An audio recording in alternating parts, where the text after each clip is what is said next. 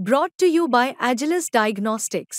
Health test की बात आती है तो मैं भरोसा करता हूँ India largest diagnostics company Agilus diagnostics. खुद को टेस्ट करते रहो। जालना जिल्ह्यातील पाचही विधानसभा मतदारसंघांचा जो निकाल आहे तो जाहीर झालेला आहे आणि या निकालामध्ये महायुतीला चांगलं यश मिळाल्याचं पाहायला मिळत आहे आणि पाचही विधानसभा मतदारसंघांमध्ये महायुतीचे जे उमेदवार आहेत ते मोठ्या मताधिक्याने निवडून आलेले आहेत। आपल्यासोबत या निकालाचं विश्लेषण करण्यासाठी जालन्यातील काही ज्येष्ठ पत्रकार आहेत। आपण यांच्याशी बोलणार आहोत आणि नेमकं राजेश टोपे असतील, कैलास गोरंट्याल असतील यांच्या पराभवाची कारणं, तर अर्जुन खोतकर, संतोष दानवे, नारायण कुचे, बबनराव लोणीकर यांच्या विजयाची कारणं काय आहेत, कोणते फॅक्टर या निवडणुकीत प्रभावशाली ठरले, हे सगळे कारणं जी आहे आपण या पत्रकारांकडून जाणून घेणार आहोत। आपल्या सर्वांचं स्वागत आहे मुंबई तकमध्ये। सर, काय सांगणार, जालन्यामध्ये अर्जुन खोतकर यांना मोठ्या मताधिक्याने त्यांचा विजय झालेला आहे, त्याच खालोखाल संतोष दानवे असतील, नारायण कुचे असतील, बबनराव लोणीकर असतील यांनी आपली विजयाची परंपरा कायम ठेवलेली आहे, कसं बघताय याकडे? या निवडणुकीत शेवटच्या टप्प्यामध्ये म्हणजे शेवटच्या 8-10 दिवस राष्ट्रीय स्वयंसेवक संघाची मंडळी मोठ्या प्रमाणात सक्रिय झाल्याचं स्पष्ट झालं आणि ही अतिशय प्रतिष्ठेची निवडणूक यासाठी होती की दिल्ली ते मुंबई ते जालना अशा सर्व ठिकाणी यावेळेला जर महायुती निवडून आली नाही आणि महाविकास आघाडीने प्रभाव राखला तर याच्या पुढच्या काळामध्ये युतीची अधिकाधिक पिछेहाट होईल किंवा पूर्वीसारखं परिस्थिती निर्माण होईल अशी एक भीती सर्व स्तरातून व्यक्त करण्यात आली। त्यात हिंदू वोट बँकेचा प्रभाव पुन्हा एकदा या निवडणुकीत दिसून आला, 2014 सारखी परिस्थिती होती आणि 6 महिन्यापूर्वी झालेल्या लोकसभेच्या निकालांनी भाजप, शिवसेना आणि समविचारी पक्षांना बरंच काही शिकवलं असं म्हणायला हवं। तर लोकसभेचा सगळा अभ्यास विचारात घेऊन आणि सद्य परिस्थिती पाहता लाडकी बहीण योजनाही काम करत नाही असं लक्षात आल्यावर मग संघाची मंडळी याच्यात उतरली। पैशाचा प्रचंड प्रमाणावर वापर झाला आहे, नाही ते सगळं लावून निवडून या, कुठल्याही परिस्थितीत निवडून या असे कदाचित आदेश दिले गेले असावे। आणि आता शिंदेचं सरकार जे अस्तित्वात आलं तेच खोके सरकार म्हणून अस्तित्वात आलं। म्हणजे शिवसेनेची, ठाकरे सेनेची मंडळी त्यांना खोके सरकार आणि मिंदे सरकार असंच उल्लेख त्यांचा करत राहील आणि एकनाथ शिंदे हे आर्थिकदृष्ट्या अतिशय भक्कम, म्हणजे संपूर्ण महाराष्ट्रात भक्कम होते। वेळ प्रसंगी त्यांनी शिवसेना शिंदे गटाच्या बरोबरच भाजपच्याही उमेदवारांना मोठ्या प्रमाणावर मदत केली असण्याची शक्यता आहे। त्यामुळे या निवडणुकीत मोठ्याचे अंदाज, चांगल्याचे अंदाज खोटे ठरले। आणि हा मनोज जरांगे यांचा होम ग्राउंड होता, या ठिकाणी महायुतीचं मतदान किंवा मग महायुतीला चांगले सीट मिळणार नाही अशी शक्यता व्यक्त केली जात होती। मात्र या ठिकाणी महायुतीचे किंवा भाजपचे 3 सीट आलेले आहेत आणि शिवसेनेचे 2 आले आहेत, कसं बघता सर? मनोज जरांगे साहेबांचा फॅक्टर यावेळेला काही चालला नाही किंवा त्यांनाही तशी इच्छा नसावी कदाचित। आता नेमकं कसं आहे की आता पुन्हा त्यांच्या आंदोलनाची तयारी सुरू झाली। आता इकडं देवेंद्र फडणवीस मुख्यमंत्री होणार आणि तिकडं आंदोलन सुरू होणार। नेमकं त्यांचा उद्देश जो आहे आरक्षण मिळवण्याचा तो काहीसा अजूनही स्पष्ट होत नाही वर्षभर आंदोलन चालल्यानंतर। आणि असंच जर चाललं तर हे समांतर चालेल, रेल्वे डोळा चालेल, एकीकडं जरांगेंचं आंदोलन चालेल, एकीकडे सरकार चालेल। मात्र त्यांचा जो प्रयत्न होता किंवा सरकारला जेरीस आणायचं, तर या पुढील काळात त्यांचं आंदोलन कितपत प्रभाव टाकू शकेल सरकारवर असा फार कळीचा मुद्दा या निमित्तानं उपस्थित होतोय। आणि हे जे पराभव झाला राजेश टोपेंचा त्या घनसावंगी मतदारसंघात, जिथं अंतरावलीसाठी यांचं आंदोलनाचं प्रमुख केंद्र आहे, तिथंच त्यांच्या उद्देशाला सुरुंग लागला असं म्हणायची ही खरं तर वेळ आहे। अगदी बरोबर। सर, तुम्हाला काय वाटतं, संतोष दानवे, नारायण कुचे आणि बबनराव लोणीकर यांनी आपली विजयाची परंपरा कायम ठेवलेली आहे। सर्वांचं मत होतं की भाजपला चांगला फटका बसेल आणि मराठा मतदार यांच्यावर नाराज आहे, मात्र हे भाजप आमदार जे ते निवडून आले, कसं बघता याकडे? हे इलेक्शन म्हणजे कॉमन जे 3 फॅक्टर होते, सी फॅक्टर, सी म्हणजे कॅश, लाडली बहीण, पैशाचा प्रचंड इस्तेमाल झाला, नंतर caste factor means OBC factor, आणि तिसरा कम्युनिझम फॅक्टर मीन्स धार्मिक ध्रुवीकरण। हे 3 फॅक्टरमुळे ते त्यांचा फायदा मिळाला। बबनराव लोणीकर जिथे परतूरमध्ये ते अँटी इन्कम्बन्सी होती, पण वोट ऑफ डिव्हिजनमुळे जिथल्या आणि बोराळे वोट ऑफ डिव्हिजनमुळे ते त्यांचा फटका बसला। इथे जालनामध्ये वोट ऑफ डिव्हिजन झाली, अब्दुल हफीज, डेव्हिड घुमारे, आणि ते मी सांगितलं की 3 factor, caste, cash and communism, धार्मिक ध्रुवीकरण. आणि भोकरदनमध्ये काय झालं की लोकांना लोकसभाला ते पाळलं, त्यांची परतफेड केली आणि रावसाहेब दानवेच्या प्रचंड प्लॅनिंग आणि मेहनत यश मिळाली. इथे जो घनसावंगीमध्ये काय झालं की अँटी इन्कम्बन्सी राजेश टोपेला केली आणि इवन मायनॉरिटी कम्युनिटी, ते प्रचंड मायनॉरिटी कम्युनिटी त्याला उडाणला मत दिले आणि प्लॅनिंग होती त्यांची उडाणची, टोपेचे जास्त प्लॅनिंग होती, त्यामुळे ते निवडून आले. आणि ते तसेच बदनापूरला ते झाला, सी फॅक्टरमुळे ते झाला. अगदी बरोबर. सर, तुम्हाला काय वाटतं, रावसाहेब दानवे यांचा पराभव झाला त्यामुळे संतोष दानवेंना निवडून येण्यासाठी त्यांची प्रतिष्ठा पणाला लागली होती आणि ते निवडून देखील आलेत. कसं बघता याकडे, कुठले फॅक्टर प्रभावशाली ठरले? सर्वात अगोदर निवडून आलेल्या 5ही आमदारांचे मनपूर्वक अभिनंदन. खरं तर ही निवडणूक CCCवर झाली आणि त्या CCCमुळंच हे लोक जिंकलेले आहेत. जसं आता सरांनी सांगितलं CCCचा, त्यांनी तो जिंकला आहे. त्यांनी पद्धतशीरपणे कुठं काय फोडफाड करायची, कसं करायचं, काय करायचं ते सगळं ठरवून केलं आणि विरोधकांच्या बद्दल थोडी आर्थिक क्षमता नसल्यामुळं ते पडले. मात्र अनपेक्षित निकाल जो आहे तो जालन्याच्या या राजकारणात पाहायला मिळत आहे. संतोष दानवे, बबनराव लोणीकर आणि नारायण कुचे हे जिंकणार नाही असं प्रत्येकाचं मत होतं. एक भाजप आमदारांना या ठिकाणी यश मिळणार नाही असं सगळे म्हणत होते. मात्र हे भाजप आमदार यांनी विजयाची परंपरा कायम ठेवली. कसं बघता येईल? मराठा फॅक्टर चालेल, मनोज जरांगेंचा फॅक्टर चालेल असं लोकांची अपेक्षा होती. मात्र मराठा फॅक्टर शून्य ठरला. मराठा फॅक्टरला कोणी मोजलं नाही आणि तो मतदान त्यांना जसं पाहिजे तसं करून घेतलं त्यांनी. राजेश टोपे यांच्या पराभवाची नेमकं काय कारण काय असू शकतं? राजेश टोपे एक चांगलं व्यक्तिमत्व होतं, विकसनशील व्यक्तिमत्व होतं. त्यांचे 2 साखर कारखाने, अनेक संस्था तिथं असताना त्यांचा पराभव जिवारी लागणार आहे. आणि उडाणी 15 दिवस अगोदर आले ना, 15 दिवसात त्यांनी हे सगळं गेम चेंजर ठरले. ते खरं तर ज्या पद्धतीने तिथं ते चाललंय, आतोनात पैसा वाटप झाला आणि त्या पैशातूनच हा विजय मिळाला. अगदी बरोबर. सर, तुम्हाला कसं वाटतं, कशा प्रकारे जरंगे फॅक्टर हा प्रभावशाली ठरला किंवा जरंगे फॅक्टर फेल झाला, याबद्दल तुमचं म्हणणं काय? जरांगे फॅक्टर प्रभावशाली झाला किंवा फेल झाला हे याच्यावर काहीच भाष्य करू शकत नाही. याचं कारण की धक्कादायक निकाल लागलेले आहेत, अभूतपूर्व निकाल लागले, अनाकलनीय, म्हणजे याला अक्कल पण लावता येत नाही. पत्रकारच काय, चांगले सायकोलॉजिस्ट पण याच्यावर हे करू शकत नाही. पहिली गोष्ट, CCC म्हटले तर जातीमध्ये एवढं काही प्रभाव आम्हाला जाणवला नाही. आम्ही ग्राउंड रिपोर्ट करण्यासाठी प्रत्येक गावात गेलो की अशा प्रकारचं कुठेही दिसलं नाही की बाबा जात. हा कॅशचं प्रमाण वाढलं, पण याचा अर्थ एवढं प्रमाण हे नाही की लोकांनी मनात ठरवलं होतं 1 महिन्याभरापूर्वी काय करायचं.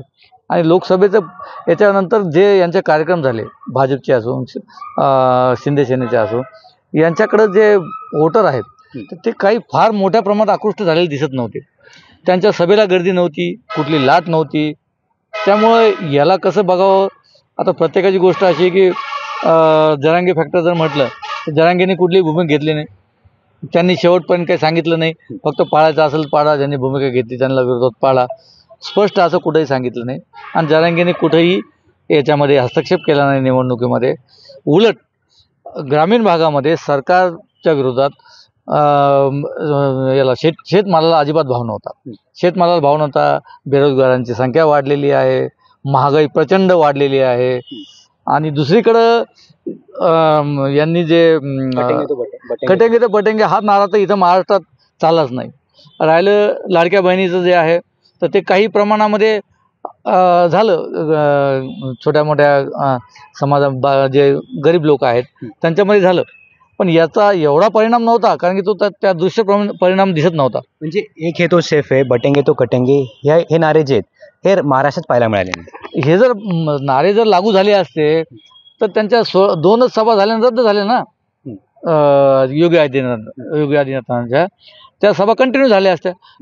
मोदींच्या सभा रद्द झाल्या. का रद्द झाल्या? अमित शहांच्या सभा रद्द झाल्या. म्हणजे त्यांनी ज्या सांगितल्या होत्या 18 सभा, 16 सभा, 20 सभा, तर ह्या कमीत कमी झाल्या. कोणाच्या 4 सभा झाल्या, कोणा 2 झाल्या, कोणाच्या 8 झाल्या. आणि 8 सभा झाल्यानंतर त्यांनी निवडणुकीच्या प्रचारातून ज्याप्रमाणे बॅकअप घेतलं आणि बॅकअप घेतल्यानंतर त्यांनी काय केलं, कसं केलं, हे तर विश्लेषणाचा भाग नाही.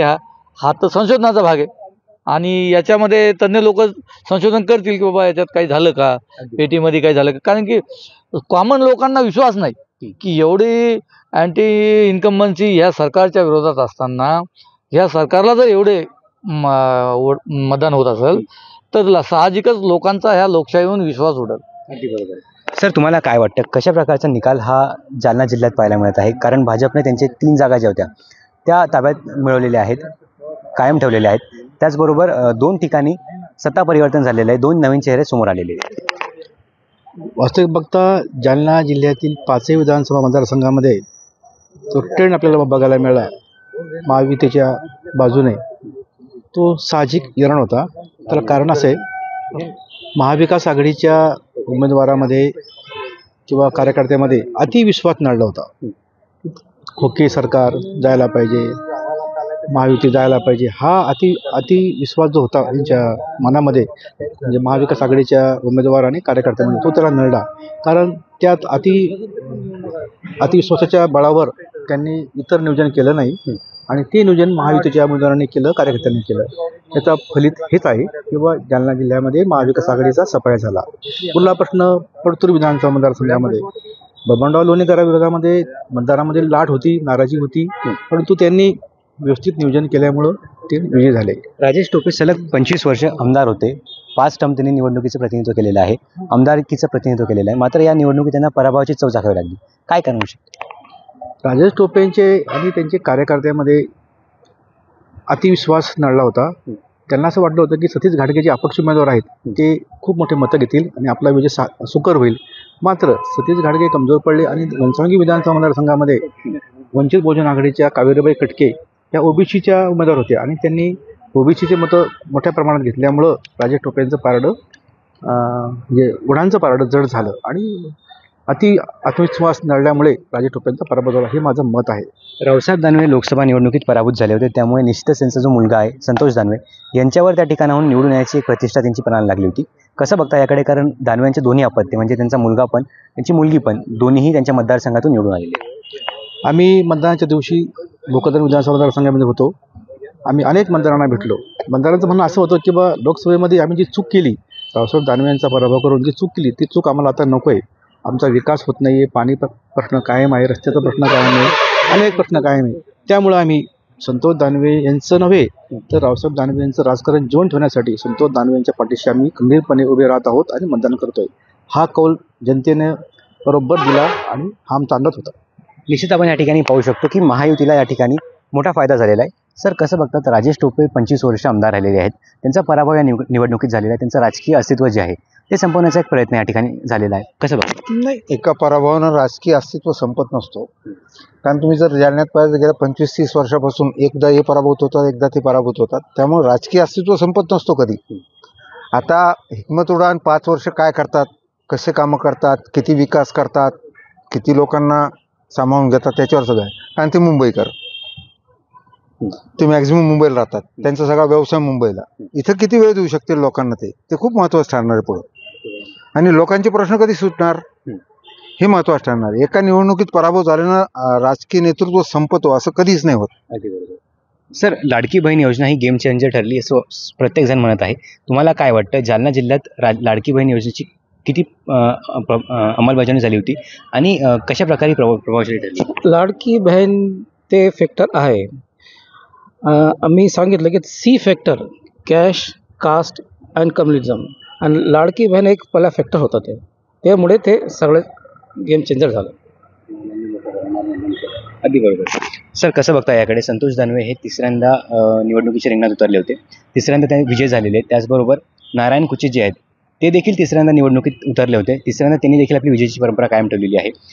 बबनराव लोणीकर त्यांनी देखील हॅट्रिक मारलेली आहे. सलग तिसऱ्यांदा ते आता आमदार झालेले आहेत. कसं बघता याकडे? आणि मंत्रिपदाबद्दल जालन्याला कोणत्या उमेदवाराला किंवा कोणत्या आमदाराला मंत्रिपद मिळू शकतं? संतोष दानवे आणि चंद्रकांत दानवे यांच्या विरुद्ध सरळ लढत झाली. तिथला जो वंचित बहुजन आघाडीचा उमेदवार होता त्यांना 2000पेक्षा कमी मते पडले. याचाच अर्थ दोघांमध्ये सरळ फाईट झालेली होती आणि लोकांनी दोघांमध्ये चंद्रकांत दानवेंच्या सभेला ज्या प्रमाणे प्रतिसाद भेटत होता, मोठ्या प्रमाणात प्रतिसाद भेटत होता, त्या प्रमाणात संतोष दानवेंच्या सभेला प्रतिसाद भेटत नव्हता. मग हेच विश्लेषणाचा मुद्दा आहे की बाबा हे असं का झालं. लोक एकीकडं मोठ्या प्रमाणात यांच्या बाजूनं होते. यांनी काही पैसे देत नव्हते चंद्रकांत दानवे, परंतु चंद्रकांत दानवेंच्या सभेला रेटारेटी गर्दी प्रचंड होती. तसंच झालं. बबलू चौधरी यांनी बदनापूरमधून तिसऱ्यांदा त्यांना ते चौथ्यांदा उमेदवार होते. 3 वेळेस ते पडलेले आहेत. प्रत्येक माणूस प्रत्येक गावामध्ये असो, प्रत्येक जातीचा असो, प्रत्येक धर्माचा असो, प्रत्येक पक्षाचा माणूस होता एकदा तरी आता यावेळेस बबलू चौधरी निवडून येतील. आणि हे आम्ही ग्राउंडवरती पण पाहिलं. अशा परिस्थितीतही दुरंगी फाईट झाली. तिथं फार काही दुसऱ्या अपक्षाने 5,000च्या वर मतदान घेतलं नाही वंचित बहुजन आघाडीनं. परंतु अशा परिस्थितीत दुरंगी फाईटमध्येही नारायण कुचे यांच्या विरोधात मोठ्या प्रमाणात एक असंतोषाची लाट होती. आणि ती लाट 45,000 जर बबलू चौधरी मायनस होत असतील तर हे तर म्हणजे अनाकलनीय आहे. राहिलं बदनापूरमध्ये, परतूरमध्ये काय झालं की परतूरमध्ये तिथं कसं झालं की तिरंगी फाईट झाली. तिथं काँग्रेसचे बंडखोर उमेदवार सुरेश जेथले यांनी साधारणतः 50,000पेक्षा जास्त मतदान घेतलं. आणि तिथं मग बमनराव लोणीकरांचा निसत्ता पराभव झाला. तिथं 2 नंबर उद्धव सेनेचे किंवा महाविकास आघाडीचे आसाराम बोराडे आहेत, तर त्यांनी एक 5,000 त्यांचा पराभव झाला साधारणतः. आणि तिथं एक मोठा फॅक्टर किंवा तिथं समजू शकतं की बाबा 53,000 मतं काँग्रेसच्या बंडखोरांनी घेतले. अशा परिस्थितीत हे जे 3 निकाल आहेत, तर यामध्ये हे 2 निकाल तर आम्हाला म्हणजे कोणालाही न पटणारे, एवढी लीड आणि एवढं हे अँटी इन्कम्बन्सी सरकारच्या विरोधात स्थानिक उमेदवार तिसऱ्यांदा असताना, म्हणजे दोघंही संतोष दानवे आणि नारायण कुचे हे दोघंही तिसऱ्यांदा होते. तिथंही भाजपचे उमेदवार बबनराव लोणीकर तिसऱ्यांदा सलग होते. तिथं परिस्थिती अशी झाली की तिथं मोठ्या प्रमाणात डिव्हिजन ऑफ वोट झाले. आणि त्या प्रमाणात बदनापूर आणि भोकरदनमध्ये मतदारांचं डिव्हिजन झालं नाही. अशा परिस्थितीत ही मोठ्या प्रमाणात 45,000ची लीड, 25,000, 30,000ची लीड हे आमच्यासारख्या माणसाला तरी विश्लेषण करणं अवघड झालेलं आहे. बरोबर. सर, शेवटचा प्रश्न, कसं बघता या निवडणुकीकडे? ओबीसी फॅक्टर या ठिकाणी मोठ्या प्रमाणात चाललेला आहे असं दिसत आहे, तुमचं म्हणणं काय? ओबीसी फॅक्टरमध्ये काय झालं की मराठवाड्यामध्ये साधारणपणे सर्वच जिल्ह्यांमध्ये कुणबी समाजाचे जे लोक आहेत, मराठा कुणबी, त्यांना ओबीसी प्रमाणपत्र मिळालेलं आहे. परंतु आता पूर्वाश्रमीचे जे ओबीसी आहेत, जे 27% आरक्षण ज्यांना मिळते, त्यांचा अजून समावेश झाला की नाही हे गुलदस्त्यात आहे, ते काही स्पष्ट झालेलं नाही. ओबीसी फॅक्टर खूप चालला असं म्हणण्यापेक्षा आमचे मित्र म्हणाले तसं कॅश, कास्ट आणि कम्युनिटी असं फॅक्टर फार प्रचंड प्रमाणात चाललं. त्यात या निवडणुकीचं वैशिष्ट्य म्हणजे जालन्यामध्ये किंवा तुम्हाला सांगायचं तर बदनापूरमध्ये, तसंच कमी अधिक प्रमाणात भोकरदनमध्ये सुद्धा मुस्लिम मतदान मोठ्या प्रमाणावर युतीकडे वळवलं गेलं. आता ते कसं वळलं, काय वळलं म्हणले तसं कॅश कास्ट कम्युनिटीपैकी कॅश अँड कम्युनिटी चालली असेल, वळवली गेली असेल. काही ठिकाणी तर मतदान न करण्यासाठी पैसे देण्यात आले. तर हे प्रकार काय इथे नवीन नाही जालना जिल्ह्यात. प्रामुख्याने लोकसभा निवडणुकांमध्ये असं व्हायचं की जालना लोकसभा मतदारसंघामध्ये मुस्लिम मतदान पळवलं जायचं, बाहेरगावी नेलं जायचं, त्यासाठी मोठ्या प्रमाणात पैशाचा वापर व्हायचा. हे सगळे फॅक्टर आहेत. आता निवडणुका म्हणजे युद्ध आहे. युद्धात आणि काय म्हणतात प्रेमात तसं सगळं माफ असतं. डोकी मोजली जातात, मतदान मोजलं जातं. आता काही मित्रांनी आमच्या अशी शंका उपस्थित केली की ईव्हीएम मॅनेज झालं का. तर ईव्हीएम मॅनेज होण्यासारखी परिस्थिती सुखदर्शनी तर नाही. पण आता झालं असेल तर ते कोणी मॅनेज केलं, कसं केलं हा त्याचा प्रश्न आहे. मात्र यंत्रणा, निवडणूक यंत्रणा बरीच शैथिल्य आलेलं होतं आणि प्रश्न आहे. मात्र निवडणूक यंत्रणा बरीच शैथिल्य आलेलं होतं आणि तसं कम्युनिकेशन गॅप बऱ्यापैकी होतेच. मात्र आता हे सगळ्या गोष्टी आमचे मित्र सगळे म्हणले बरोबर नाही. ही निवडणूक अनेकांना चक्रावून टाकणारी आहे. जालना जे जिल्ह्यातले 5 मतदारसंघच नव्हे तर मराठवाड्यातले जे काय असतील 46 मतदारसंघ किंवा संपूर्ण देशातले 288 मतदारसंघ, हे सगळं म्हणजे इतकं उलटं झाल्याचं चित्र आहे की साधारणपणे 160-170 जागा महाविकास आघाडीच्या युतीला असं गृहीत धरलं गेलं होतं. चर्चाही त्याच्यात झाल्या होत्या, सर्वत्र अंदाज तसेच वर्तवले गेले होते. मग त्या अंदाजातून कदाचित भाजप शिवसेना महायुतीने बऱ्यापैकी धडा घेऊन वेळेवर शेवटच्या 8-10 दिवसात 15 दिवसात सगळे खड्डे बुजवले असतील, सुधारणा केल्या असतील, जिथे जिथं धोका आहे तिथं तो धोका कमी केला असेल, संपवला असेल, काही ठिकाणी ओव्हर ॲक्टिंग झाली असेल, असं सगळं करून त्यांनी बाकी काय पाहिलं नाही. निवडून यायला पाहिजे हे त्यांचं गणित होतं, बाकी काय. अगदी बरोबर. आपण या ठिकाणी पाहू शकतो जालना जिल्ह्यातील 5ही विधानसभा मतदारसंघांचे निकाल जाहीर झालेले आहेत आणि या 5ही विधानसभा मतदारसंघांमध्ये महाविकास आघाडीचा सुपडा साफ तर महायुतीला घवघवीत यश संपादित झालेलं आहे आणि त्यापैकी 5 पैकी 3 जागा या भाजपच्या ताब्यात गेलेल्या आहेत, तर 2 जागा ज्या आहेत या शिवसेनेच्या ताब्यात गेल्याचं पाहायला मिळत आहे. एकूणच आपलं जे निरीक्षण होतं ते जालन्यातील पत्रकारांनी बोलून म्हटलेलं आहे की ही निवडणूक अनाकलनीय त्याचबरोबर अभूतपूर्व झालेली असल्याचं मत जालन्यातील पत्रकारांनी व्यक्त केलेलं आहे. गौरव साळी, मुंबई तक, जालना.